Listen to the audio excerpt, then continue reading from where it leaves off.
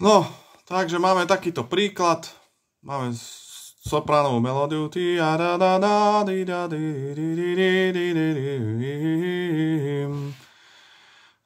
Zharmonizujte soprán, vyznačte sekvencie. Takže sekvencia je nejaký opakujúci sa melodicko-harmonický útvar od iného stupňa.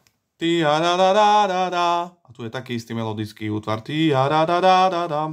O sekundu nižšie, čiže používa tie isté tóny, aké C-dur má.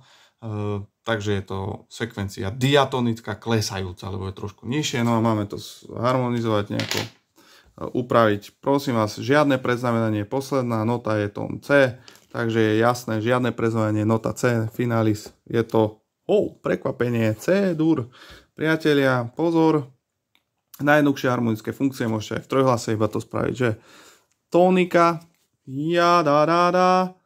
dominanta.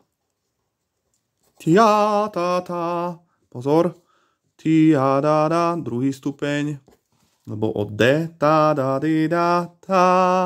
vrátim sa na dominantu, dokonca môžem použiť septakord, lebo mám sopráne F, a dominanta sa rozvádza do tóniky, ale my už sme trošku takí, že toto pokročili, takže skúsime tóniku nahradiť niečím, najľahšie sa nahradzuje 6. stupňom,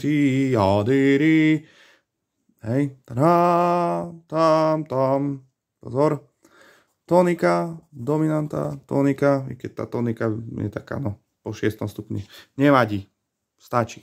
Dobre, tónika má tóny C, E, G, E mám sopráne, C mám base, dám do stredu G.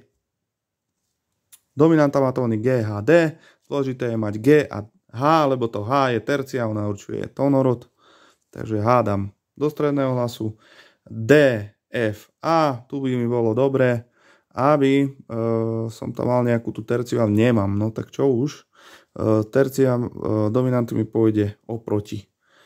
Čiže bude klesať na A. Áno. Tu je dominantný septakord G, H, D, F. Dám si G do basu. Háčko, aby mi to určilo pekne. Háčko je tercia dominanty, tá má stúpať. Klamný záver robím tak, že tu tercia dominanty stúpa. Ostatné klesajú. Pôjde na C. On pôjde na C, výborne. Toto tu pôjde na A. Môžete dať sem E. Dobre. Tónika, dominanta, tónika. Tónika, C, E, G. G. Dokonca môžem urobiť dominantný septakord, F pekne a na E. Takto to je. Dobre. Toto tu sú sekvencie, hej, toto sa posúva. Nemodulujúca sekvencia. S1, S2. Dobre, máme tu ešte takýto príkladík jeden na kvintakordy, čiže už keď sme hovorili o kvintakordov, úprava kvintakordov do štvorhlasu, máme taký príkladík, máme zase predznamenania, dve predznamenania, posledná nota je D, aké stupnice majú dve predznamenania, H-mol, D-dur, keďže je posledná nota D, takže to je D-dur, píšem, pozor, D-dur, prekvapivo. Idem určiť najskôr harmonické funkcie, čiže mám tu tón D je čo? Nič. D-dur. Prvý stupeň tónika, A, 5. dominanta, H, pod tým mám 6, čiže viem, že sa jedná o sextakord. Základný tón hľadám o terciu nižšie, od H tercia nižšie je G. A G je v D-dur subdominanta, E, druhý stupeň, A, dominanta, H, 6. v D-dur, G, som mal subdominanta, A, dominanta, D, tónika, E, druhý stupeň, Fis, pozor, ale mám tam sextu. O terciu nižšie idem. A to je tónika, tónika. D je tónika. Mám tu G, zase sextakord, idem o terciu nižšie, to je E, druhý stupeň. Tu mám A, kvart sextakord, čiže o dve tercie nižšie. A, Fis, D, dve tercie nižšie, tónika. A, dominanta, či tu mám tón D, kvart sextakord, A. Potom mám viesť ten kvart sextakord na toto. Budem to volať T, pričom toto tu sa volá prieťažný kvart sextakord na tónike. Čiže čísla v base mi určujú vypracovanie horných hlasov, znamená to, sexta bude pokračovať na kvintu, kvarta bude pokračovať na terciu. Idem to vypracovať vo vrchných hlasoch.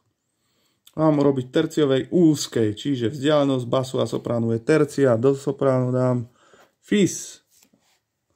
Pod neho na najbližšie akordické tóny, ostatné hlasy, Alt, D, tenor, A. Tónika a dominanta sú príbuzné akordy, tónika má tóny D, Fis, A, dominanta A, Cis, E. Majú niečo spoločné? Majú tón A spoločný, zadržím, na najbližšie vediem, takto. Pozor, sextakordy pre istotu, ako som vravela, tam písal v prezentácii, vypracovame ako samostatné. G, H, D, čiže snažím sa nezdvojovať to, čo mám v base, čiže tá tercia bude iba v base. Čiže cisko mi bude stúpať na D, E mi bude klesať na D a tenor mi bude klesať na G. Mám zdvojené tóny, hlasy v unizóne, musia ísť od seba na najbližšie akordické tóny tohto akordu, čiže soprán mi bude stúpať na E, keďže druhý stupeň má tóny E, G, H. D mi bude klesať na H, G, zadržím, potom tu mám dominanta A, Cis, E, majú spoločné E. To bude stúpať takto, super, rozvádzam, pozor, dominanta 6 voláme klamný záver. Klamný záver robíme tak, že tercia stúpa a ostatné klesajú. Takže tercia dominanty je Cis, stúpa na D, E mi bude klesať, A klesá na Fis. Tu mám subdominantu, G, H, D, D v alte zadržím, ostatné rozvádzam na najbližšie, Fis mi pôjde na H v tomto prípade, prepáčte, čiže tu mám H, G,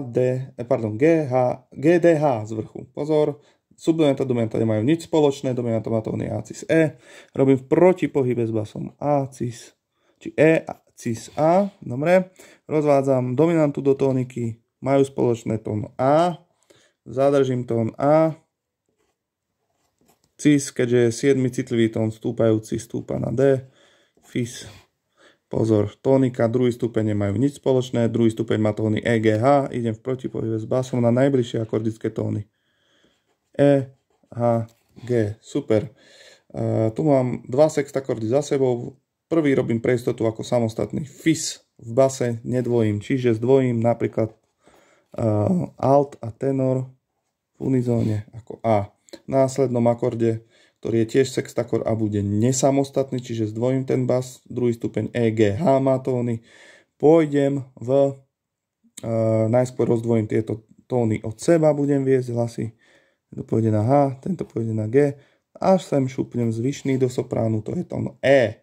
Dobre, teraz mám prieťažný kvart sextakord na tónike, čiže A, D, Fis, najbližšie v protipohybe s basom, lebo druhý stupeň a tónika nemajú nič spoločné, robím v protipohybe s basom D, A, Fis, A, Cis, E, čiže dominanta A, Cis, E majú spoločné A, zadržím, vediem takto a teraz už len urobím tento prieťažný kvart sextakord na tónike, čiže D, G, H, to je ako subdominanta v podstate, D, G, H, čiže Cisko nám stúpa na D, Ačko nám stúpa na H, tu dám G a pozor, Dčko zostane, H je sexta, sexta ide na kvintu, to je A, G ide na terciu, čo je Fis. Je to takto.